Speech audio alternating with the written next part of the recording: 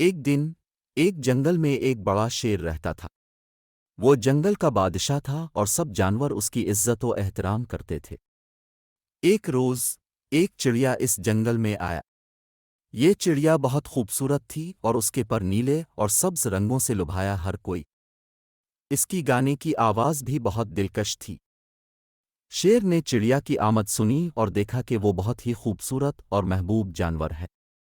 उसने फैसला किया कि चिड़िया को अपना दोस्त बनाएगा। शेर ने दिन रात चिड़िया की देखभाल की और उसके लिए खाना लाया। चिड़िया ने भी शेर की देखभाल की और उसको खूबसूरत गाने सुनाए। दोस्ती के साथ वक्त गुजारने से दोनों को बड़ी खुशी हुई। शेर ने अपने दोस्त चिड़िया को जंगल की मुख्तलिफ खूबियों के बारे में बताया और वो भी इसके गानों का लुत्फ़ लेता रहा। एक दिन जंगल में बड़ी आग लग गई।